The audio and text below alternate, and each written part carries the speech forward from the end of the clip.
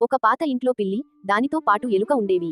పిల్లి ఎప్పుడు ఎలుకను వేటాడాలని చూసేది, ఎలుక భయంతో దాక్కునేది. వాళ్ళిద్దరికీ శత్రుత్వం తప్ప వేరే సంబంధం లేదు. ఒక రోజు ఇద్దరికీ ఒకేసారి ప్రమాదం వచ్చింది. ఒక పెద్ద పంజరం పిల్లిపై పడింది, అది అందులో చిక్కుకుపోయింది. కొద్దిసేపటికి ఎలుక కూడా వేరే వలలో చిక్కుకుంది. పిల్లి బాధగా, నేను నిన్ను వేటాడాలని అనుకున్నాను, కాని ఇప్పుడు నాకే ఈ గతి పట్టింది అని బాధపడింది. ఎలుక భయపడుతూ, మనం ఇద్దరం ఇక్కడే చిక్కుకున్నాం. మనం గొడవ పడితే ఇద్దరం చనిపోతాం. కాని మనం కలిసి పని చేస్తే బయటపడవచ్చు అని చెప్పింది. పిల్లి ఒప్పుకుంది. ఎలుక తన పదునైన పళ్లతో పిల్లి ఉన్న పంజరం తాడును వేగంగా కొరికింది. పిల్లి బయటపడింది. ఆ తర్వాత పిల్లి తన బలాన్ని ఉపయోగించి ఎలుక చిక్కుకున్న వలను మెల్లగా లాగి ఎలుకను కూడా బయటికి తీసుకొచ్చింది. ఆ రోజు నుంచి పిల్లి, ఎలుక స్నేహితులయ్యాయి. ఎలుక చిన్నదైనా దాని తెలివి, సహాయం పిల్లి ప్రాణాలు కాపాడింది. ఈ కథలోని నీతి, శత్రుత్వం కన్నా స్నేహం గొప్పది. కష్టకాలంలో ఐకమత్యంతోనే విజయం సాధించగలం.